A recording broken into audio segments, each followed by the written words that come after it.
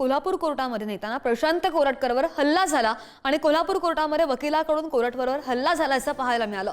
सुनावणीनंतर कोठडीकडे नेताना कोरटकरवर हा हल्ला झालेला आहे आणि हल्ला करणारा वकील अमित भोसले पोलिसांनी त्याला ताब्यात सुद्धा घेतल्याची माहिती आहे। प्रशांत कोरटकरला 2 दिवसांची पोलीस कोठडी सुनावण्यात आली आहे आणि पोलिसांकडून 5 दिवसांच्या पोलीस कोठडीची मागणी करण्यात आली होती।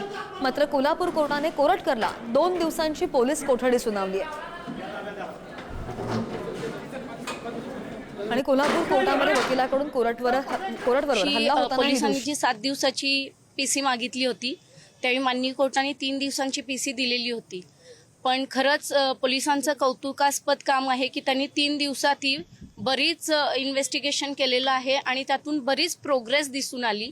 ज्यावेळी एखाद्या गुन्ह्याचा तपास करत असताना त्यामध्ये जर प्रोग्रेस दिसून आली तर फर्दर इन्व्हेस्टिगेशनसाठी पीसी ही पोलीस मागत असतात आणि या केसमध्येही तशीच पोलिसांकडून मागणी झालेली आहे। शिवाजी महाराज, संभाजी महाराज आणि जिजाऊंच्या विषयी विष ओकणाऱ्या व्यक्तीबद्दल सहानुभूती न ठेवता कायद्याच्या कक्षेत राहून ज्या पद्धतीने तपास चाललाय त्यामुळे महाराष्ट्रामध्ये एक वेगळ्या पद्धतीने, कारण ह्याच्या अगोदर तुम्ही बघितलं असेल की खूप वेगवेगळ्या व्यक्तींनी शिवाजी महाराजांच्या बद्दल वेगवेगळी विधानं केली होती पण त्यांना कुठलीच कारवाई झालेली नव्हती, त्यांच्यावर गुन्हे सुद्धा दाखल झाले नव्हते। पण ह्याच्यावर गुन्हा दाखल होऊन ज्या पद्धतीनं कारवाई करायची चाललेला आहे त्याच्याबद्दल मला एक शिवाजी महाराजांचा अनुयायी म्हणून एक समाधान वाटतं। सरकारच्या आशीर्वादानं आणि पोलिसांच्या मर्जीनुसार तो बिनबंदास्तपणे फिरत होता। बेल रिजेक्ट झाल्यानंतर तो अनेक ठिकाणी फिरला।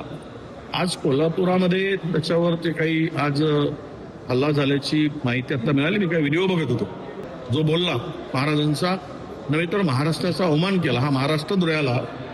मला वाटतं की औरंगजेबाच्या बाजूला कबर खोदली पाहिजे आणि त्या कबरीमध्ये याला घालून वरून माती घातली पाहिजे असं मला वाटतं।